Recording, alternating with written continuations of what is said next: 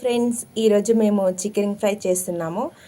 Chicken fry కావాల్సిన పదార్థాలు: ముందుగా మ్యాగ్నేట్ చేసుకున్న చికెన్, దాంట్లో ఉప్పు, కారం, ధనియా పౌడర్ వేసి మ్యాగ్నేట్ చేసుకోవాలి. నెక్స్ట్ వచ్చేసి కొత్తిమీర అండ్ ఆనియన్స్, మిర్చి కట్ చేసి పెట్టుకోవాలి. సాల్ట్, ధనియా పౌడర్, కారం, పసుపు యాడ్ చేసి ముందుగా స్టవ్ వెలిగించుకోవాలి. ఆ తర్వాత బాండి పెట్టుకోవాలి. పెట్టుకున్నాక ఆయిల్ సరిపడా వేసుకోవాలి. ముందుగా ఆనియన్స్ని ఫ్రై చేసుకోవాలి. ఆనియన్ కలర్ చేంజ్ అయ్యే వరకు ఫ్రై చేసుకోవాలి. అంటే బ్రౌన్ కలర్ షేడ్ వచ్చే వరకు ఫ్రై చేసుకుంటూనే ఉండాలి.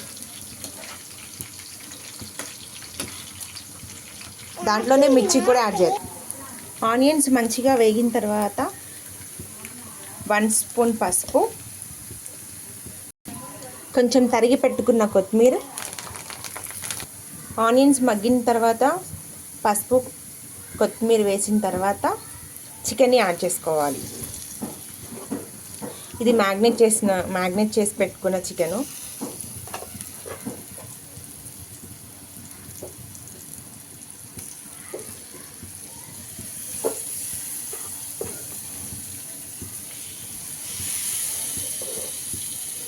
చికెన్ని ఎక్కువసేపు మ్యాగ్నేట్ చేసుకోవాల్సిన అవసరం లేదు.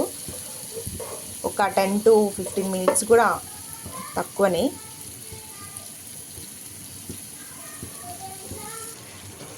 చికెన్ అయితే మంచిగా ఉడుకుతుంది ఫ్రెండ్స్.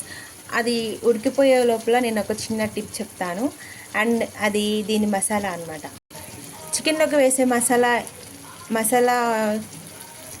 మసాలా ప్రిపేర్ చేసుకుందాం.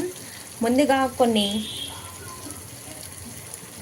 అల్లం, వెల్లుల్లి, ఎండుమిర్చి అండ్ లవంగాలు, ధనియా, దాల్చిన చెక్క, యాలకులు, మిరియాలు తీసుకొని పెట్టుకోవాలి.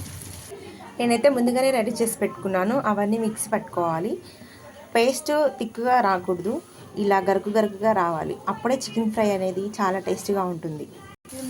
చికెన్ ఇలా ఫ్రై చేసుకున్న తర్వాత అల్లం వెల్లుల్లి పేస్ట్ అని చెప్పాను కదా,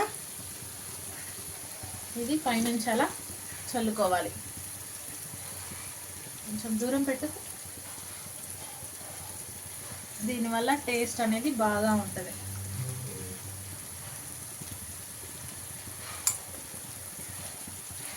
ఫైనల్గా 10 మినిట్స్ కుక్ చేసుకొని దించేసుకోవడమే. చికెన్ కర్రీ, ఎంతో టేస్టీ ఉన్న chicken curry ready. Chicken fry చూస్తున్నారు కదా ఎలా వచ్చిందో. లాస్ట్గా కొంచెం సాల్ట్ వేసుకొని దించేసుకోవడమే, అంతే. చికెన్ ఎంతో టేస్టీ అయిన చికెన్ ఫ్రై రెడీ.